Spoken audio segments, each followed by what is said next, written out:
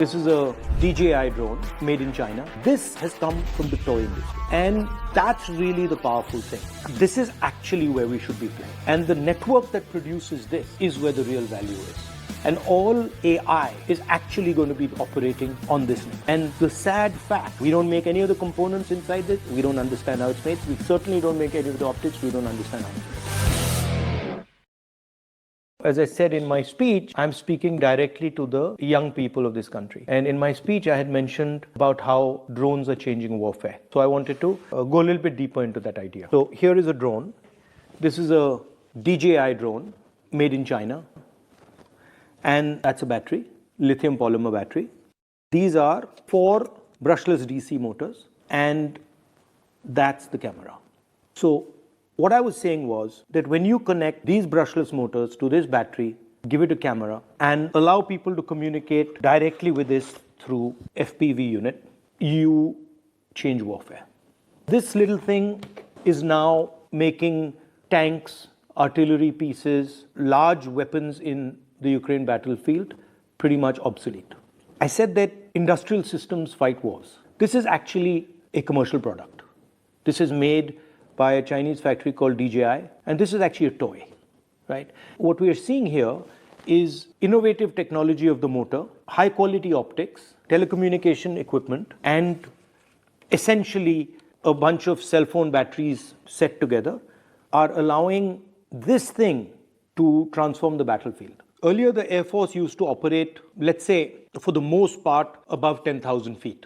And if you wanted, if a local unit, fighting unit wanted air support, they had to call the Air Force, and then the Air Force had to send the plane. And the plane was big, very expensive, etc. So now what has happened is the Air Force has merged with the platoon, right? So now the platoon itself has its own Air Force, can use that Air Force to strike opponents, and can observe the battlefield. So what has happened is the Air Force has suddenly come all the way to the ground level, and it's built a completely different reconnaissance concept at a much lower level, which means that the battlefield has become much more transparent. You just put a drone up there and then you can see everything that's going on, and then individual units can send their drones to attack. So it's almost illuminated the battlefield in a way that has never been done before. And it's also allowed kinetic energy to be moved around very effectively and targeted very accurately. And the reason it's happened is because of the electric motor and the battery and optics combination.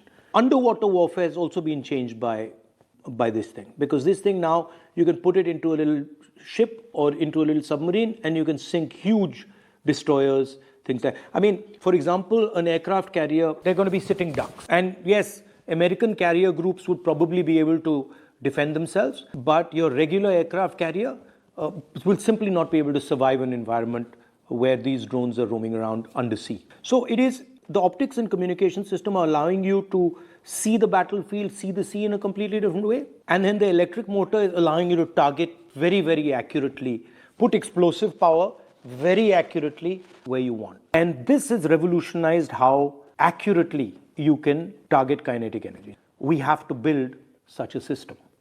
And we have to have competence in electric motors. We have to develop competence in optics. We have to develop competence in batteries. This is what is going to be at the heart of the electric vehicle. This is what's going to be at the heart of all robotics. This is what's going to be at the heart of drones. This is what's going to be at the heart of submarines. This is going to be at the heart of toys, warfare, everything. And the sad fact is that we're nowhere here. We don't make any of the components inside this. We don't understand how it's made. We certainly don't make any of the optics. We don't understand how it's made. And that's what my speech was getting at, that this is actually where we should be playing.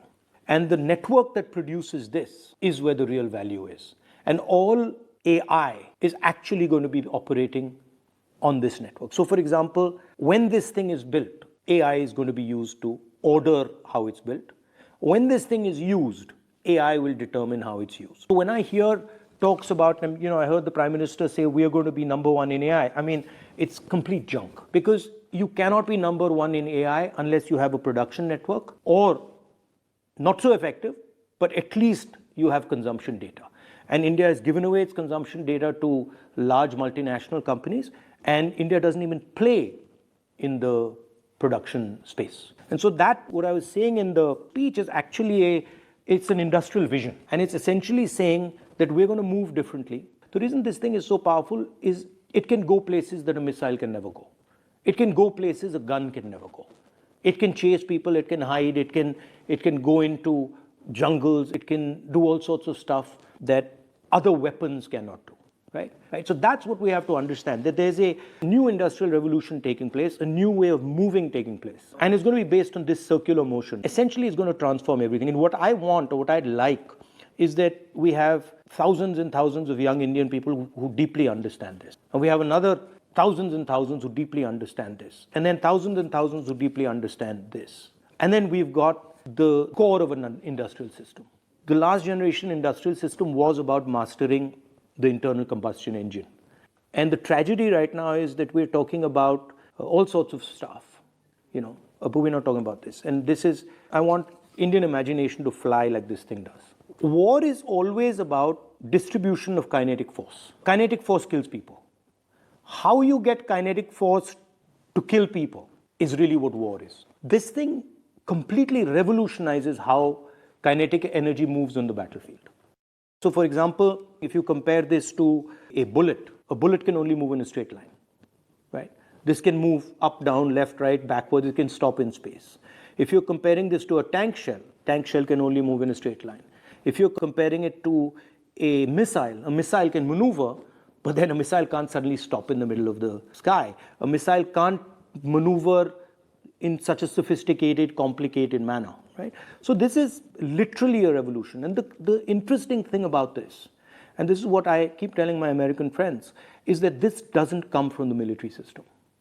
American drones all come from the military system, meaning they trickle down. This has come from the toy industry. Right? This has emerged from the commercial system. And that's really the powerful thing. Because if things are emerging bottom up, then the amount of innovation that will emerge from that is significantly more than if they're going top down, right? So this motor, brushless motor, actually, I first saw it, 15, 20 years ago in a remote control plane. This used to be a hobby. This is a hobby I've had for 30, 40 years. And earlier there used to be small engines, very complicated to build, very complicated to fly. And the real innovation was the brushless motor. And then the batteries. Because earlier the batteries were just way too big and the brushless motors were inefficient. The motors were inefficient, and now they're very powerful. They all coordinate. So this is actually a revolution. This is where the technological wave is. Now people think that you can make in India. You can have an Adani Defense or somebody else make in India and you'll get this. You won't. All Adani Defense does, or all our defense guys do, is actually assemble. This emerges from a production network. This is the result of a production network. And that's what I'm talking about. I'm not talking about that we now sit and we get a company that makes something that looks like this. That's not really interesting, because this will be obsolete anyway. But if we have the network from which this emerges, then we will never be obsolete. We'll just be at the edge of the technology curve, right? Understand, for example, the importance of what these cameras do. This thing without this camera, ineffective as a weapon of war. So the camera has to come together with the motor, has to come together with the battery, has to come together with all the components. And now what's very interesting is the Americans and the Europeans have understood this. They've understood that actually they don't have the production system that can create this, and they can never have it. Because they're at a stage in their development where for them building this is almost impossible. But we can do it. Right? We have the engineering know-how. We have the scale. We can potentially develop a strategy where we become, if not masters, at least very competitive in this area. So that's the type of thing that my speech was trying to do.